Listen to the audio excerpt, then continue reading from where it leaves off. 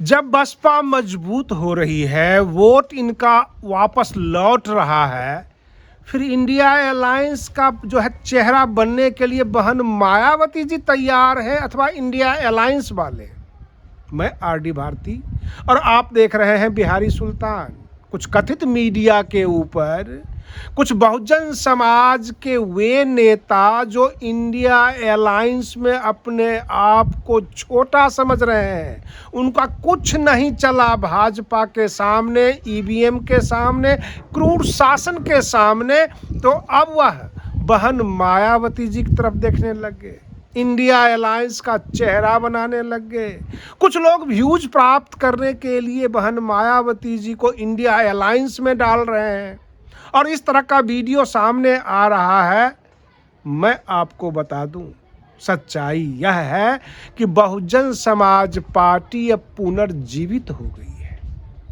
अगर आप हमारे चैनल पर नए हैं तो चैनल को सब्सक्राइब कर लीजिए, वीडियो अच्छा लगे तो इसे लाइक कर दीजिए, शेयर कर दीजिए, क्योंकि इंटरटेनिंग चैनल को आप लाइक करते हैं, लेकिन जो बहुजन समाज का कोई खबर दिखाए उसे आप लाइक करना पसंद नहीं करते। मैं आपको बता रहा हूं कि बसपा का अपना वोट उन्हें वापस आता दिख रहा है और बाकी जितने भी लोग इंडिया अलायंस में थे, जिन्होंने पीडीए का फॉर्मूला दिया, बहुत तरह की बातें की, SC ST OBC जो पिछले 70 सालों में कमियां थी वो सब कमियां दिखाने लगे, फिर भी SC ST का जो अडिग वोट है वो बसपा को छोड़कर उनके तरफ जाता नहीं दिख रहा है। क्योंकि मैंने अपने पहले वीडियो में बता दिया था कि अखिलेश यादव जी को यादव नेता और बहन मायावती जी को दलित नेता नहीं, जाटव नेता करके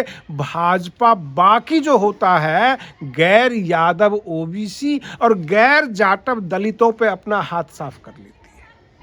और इस तरह से जब बहन मायावती जी खुलकर मैदान में आ गई हैं, ताबड़तोड़ अब इनकी मीटिंगें, इनकी सभा हो रही है, उससे घबराकर कांग्रेस, सपा, बाकी कुछ अन्य दल सबके सब बसपा के बारे में खबरें देना शुरू कर दिए। मीडिया के ऊपर, सोशल मीडिया के ऊपर यह चलने लग गई कि इंडिया अलायंस की चेहरा बनेगी बहन मायावती जी। इंडिया अलायंस में आ रही है तो भाजपा घबरा गई और भाजपा किसी से नहीं घबराती, केवल बहन मायावती जी से घबराती है। और बहन मायावती जी एक बार नहीं 100 बार कह चुकी है कि जब हम गठबंधन में जाते हैं तो हमारा जो है वोट उतना ही होता है, अन्य को फायदा होता है, हमारा वोट वहीं का वहीं रहता है। तो जाहिर सी बात है अन्य को फायदा पहुंचाने के लिए बहन मायावती जी इंडिया अलायंस में नहीं जा रही है। रही बात ये, कभी आपने बसपा का ऑफिशियल ट्विटर हैंडल से, बसपा के ऑफिस से अथवा बहन मायावती जी के मुंह से ऐसा सुना कि हम इंडिया अलायंस में जा रहे हैं या इंडिया अलायंस के नेता बनेंगे? इस बार उत्तर प्रदेश की जनता जो है साफ साफ कह रही है। जब पूछा गया उत्तर प्रदेश की जनता से कि माहौल कैसा है तो कहते हैं बहुत अच्छा है, अब तो चोर उचक्के, चोर डकैत रात को हाईवे पे, रास्ते में नहीं नजर आते हैं योगी जी की शासन में। लेकिन इसके उलट उन्होंने ये भी कहा कि जो चोर, जो डकैत उत्तर प्रदेश में रात को चोरियां करते थे, रात को डकैती डालते थे, अब वो दिन में डालते हैं। कहने का मतलब ये, अब वो अधिकारी के रूप में इतने भ्रष्ट हैं उत्तर प्रदेश के शासन में जो अधिकारी हैं कि बगैर पैसे का काम ही नहीं करते। तो इसलिए शासक मजबूत चाहिए, ईमानदार चाहिए, और वह छवि बहन मायावती जी में दिखती है।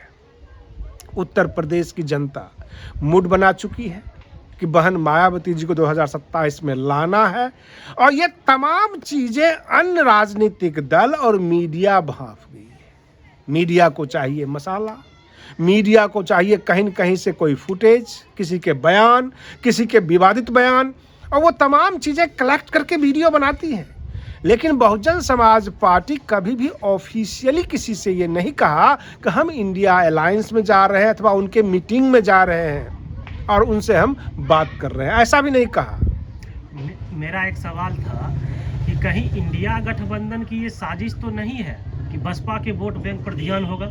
हाँ बिल्कुल, जो है इंडिया अलायंस का ही साजिश है। और इमरान मसूद जो है कांग्रेस में जो बसपा से चले गए हैं, उन्होंने कांग्रेस को खबरदार कर दिया कि अल्पसंख्यक वोट इस बार बसपा को जा रहा है। इसलिए कांग्रेस छटपटाने लगी, क्योंकि कांग्रेस को जो फुटेज मिलेगा अपने नेताओं से। तो इमरान मसूद जो है ये बात भांप गए और उन्होंने बता दिया अपने आकाओं को। रही बात यह कि ओवैसी जी भी इस बात को जानते हैं कि यूपी में अगर हमें खड़ा रहना है तो बसपा का सहारा चाहिए। ऐसे दलित मुस्लिम गठबंधन में कोई दिक्कत नहीं है, लेकिन सब समझ रहे हैं। जहां तक मुझे पता है कि बसपा पहले से बहुत ज़्यादा मजबूत हुई है, मगर कुछ विरोधियों का कहना है या अन्य पार्टियों का कहना है कि बसपा जीरो पर आउट है, बसपा खत्म हो गई। इस पर क्या कहना चाहेंगे? ये प्रोपगंडा फैलाने से इस बार कुछ नहीं चलेगा। और रही बात ये कि बिहार की खबरें कभी आ जाती है, कभी कहीं और की खबरें आ जाती है, तो सवाल ये उठता है कि अब पार्टी के अंदर की बात बताऊं कि किसी की इच्छा होती है जिला अध्यक्ष बनने की, किसी का इच्छा होती है मंडल अध्यक्ष बनने की, नेशनल कोऑर्डिनेटर बनने की, तो जाहिर सी बात है वो तो आपस में मारामारी होगी ही और बिखराव होगा, गुटबाजी भी होती है। मुझे जहां तक लगता है कि बसपा का आईटी सेल नहीं होने की वजह से भाजपा का आईटी सेल और सपा का आईटी सेल और कांग्रेस का आईटी सेल ये सब प्रोपगंडा फैलाती है, किसी तरह से बहुजन समाज को भ्रमित करती है। इस बारे में क्या कहना चाहेंगे? बहुजन समाज पार्टी का आप कहते हैं आईटी सेल नहीं है, लेकिन मैं कहता हूं कि बहुजन समाज पार्टी के आईटी सेल से बड़ा एक भी आईटी सेल नहीं है। कम से कम जो भी युवा उठता है यूट्यूब चैनल पर, सबसे पहले बसपा की खबरें दे देकर व्यूज प्राप्त करने की कोशिश करता है। और इसी हिसाब से आज की तारीख में कम से कम 1000 तो यूट्यूब चैनल बन गए हैं जो बसपा की खबरें दिखाती है। हाँ, ये चीज़ तो मैंने भी देखा है कि बहुत सारे ऐसे चैनल हैं, फेसबुक पेज है, हाँ। जो पहले किसी और चीज का वीडियो बनाते थे। हाँ। उन्होंने देखा कि भाई बहुजन समाज को भ्रमित किया जा सकता है, उनका व्यूज प्राप्त किया जा सकता हाँ। है, तो वो चैनल बना के खड़े हैं। हाँ। और बहुजनों की हितैषी बन गए। हाँ। तो इस पर क्या कहेंगे? देखिए, सबसे बड़ी बात यह है कि ब्राह्मणों को जोड़ने के क्रम में मैं नाम बता देता हूं, बहुत सारे जो लॉजिकल इंडियन यूट्यूब है, जैसे पंकज त्रिपाठी वगैरह एडवोकेट भी हैं, तो उन्होंने बसपा की खबर दिखानी शुरू कर दी। और उसके बाद डॉक्टर अंबेडकर में ये कमियां निकालना भी शुरू कर दी। मैं आपको बता देता हूं, बहुजन मेरा एक सवाल और बीच में था, मैं करता हूं कि एक ये थे डॉक्टर, जो क्या नाम है इनका, डॉक्टर रितु, नहीं डॉक्टर इंदु, नहीं, ये जो अभी कांग्रेस में गए हैं। अच्छा, ये जो प्रोफेसर रतन लाल, ये भी बसपा के बड़े अगुवाई थे। हाँ, तो प्रोफेसर रतन लाल हो गए, प्रोफेसर रविकांत हो गए, लक्ष्मण यादव हो गए, ये सब के सब जो है बहुजन समाज को भटकाने का काम करते हैं। आखिरकार बहुजन समाज समझती क्यों नहीं है कि हमारे हित में कौन बोल रहा है या हमारे लिए कौन सही है कौन गलत है?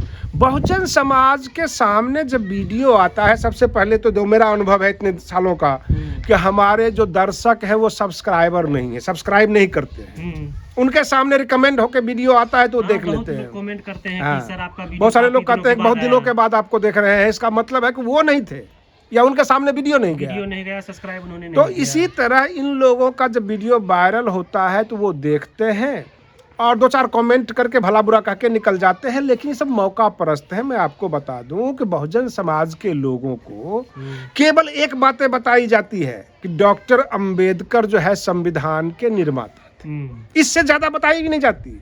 ये नहीं बताई जाती कि डॉक्टर अंबेडकर एक बैरिस्टर थे, बिल्कुल एडवोकेट थे, कोर्ट के अंदर प्रैक्टिस थे, उनका टक्कर होता था मोहम्मद अली जिन्ना के सामने।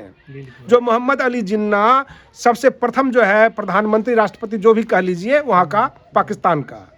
और इस तरह से डॉक्टर अंबेडकर से ही घबराता था मोहम्मद अली जिन्ना। तो उस वक्त के जमींदार या जो संपत्ति वाले लोग, कोई बढ़िया एडवोकेट ही करेगा पैसा देकर, तो वो डॉक्टर अंबेडकर के पास आता था। अब डॉक्टर अंबेडकर किसी जमींदार और किसी साहूकार का केस लड़ने हाईकोर्ट पहुंच गए तो ये कहते हैं कि नहीं, ये तो समाज के साथ गद्दारी किया। अरे भाई, दलित के पास उस वक्त था ही क्या, बिल्कुल है? और कौन डॉक्टर अंबेडकर को पेमेंट करता कि चलिए भाई आप हाईकोर्ट में केस लड़िए, और किस बात के लिए? बिल्कुल। तो जमीन फंसे हुए थे जमींदारों के, तो वही उनको हायर करता था।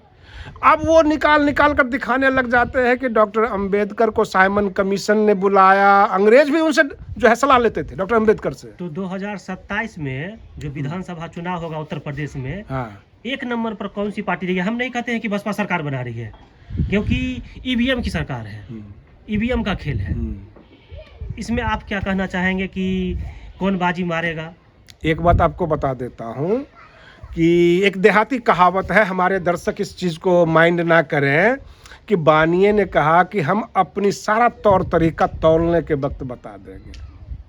तो दूसरा पक्ष जो किसान था उसने कहा हम तुम्हें डंडी ही नहीं पकड़ने देंगे, तुम तौलने का तरीका क्या बताओगे। इस बार बसपा बहुजन समाज के मतदाता इस तैयारी में हैं कि जिस ईवीएम में वोट डालेंगे उसी ईवीएम को घेर के बैठ जाएंगे बूथ पे ही, जहां कंट्रोल रूम होगा, जहां जो है स्ट्रांग रूम होगा, छोड़ेंगे ही नहीं। जब छोड़ेंगे ही नहीं तो जो हेरा फेरी करना है मेरे बीच में करो, क्योंकि बहुजन समाज भी सतर्क है। और रही बात ये, जहां जहां गड़बड़ होगा वहां वहां वीवीपैट का चेक करवा कर ही जान छोड़ेंगे। जनता जब उमड़ जाएगी, जनता जब खरी हो जाएगी तो चुनाव आयोग क्या कर लेगा, ईवीएम वीवीपैट वगैरह क्या कर लेगा। कहने का तात्पर्य यह है कि उत्तर प्रदेश में जनता ने मूड बना लिया है कि जहां जहां गड़बड़ी की आशंका होगी चारों तरफ से घेर लेंगे। तब क्या होगा? क्या बसपा से सपा और कांग्रेस डरी हुई है? हाँ, बिल्कुल डरी हुई है। सपा और कांग्रेस दो प्रकार से डरी हुई है। एक तो उनके पास जनाधार नहीं है, बसपा के पास जनाधार है, और दूसरी बात है कि वो हाथ में किताबें ले लेते हैं संविधान की और हर जगह दिखाते फिरते हैं संविधान खतरे में है। अरे संविधान तो तेरे वजह से खतरे में है। संविधान में कहाँ लिखा हुआ है कि ब्राह्मण समाज को गाली दो या किसी समाज को गाली दो? अरे SC/ST एक्ट जो बनाया गया वो तो बाबा साहेब अम्बेडकर जी ने तो नहीं बनाया, ये तो बाद में लाया गया है, कानून बनाया गया है। और उसको भाजपा ने और स्ट्रॉन्ग किया, आरक्षण के ऊपर डिबेट करवाती है। कुल मिला के बहुजन समाज को इस देश के अंदर खलनायक की भूमिका में खड़ा करना चाहती है, ताकि बाकी समाज के लोग उबल कर खड़े हो जाएं और ये कहे कि नहीं भैया SC/ST एक्ट भी बंद करो, आरक्षण भी बंद करो, क्योंकि सरकार खुद तो कर नहीं सकती। इसलिए इसको इतना स्ट्रॉन्ग कर दो जनता उबल पड़े, और यही साजिश है। आज के लिए बस इतना ही। आप बने रहिए बिहारी सुल्तान चैनल पर। हम फिर मिलते हैं अगले वीडियो में, तब तक के लिए धन्यवाद।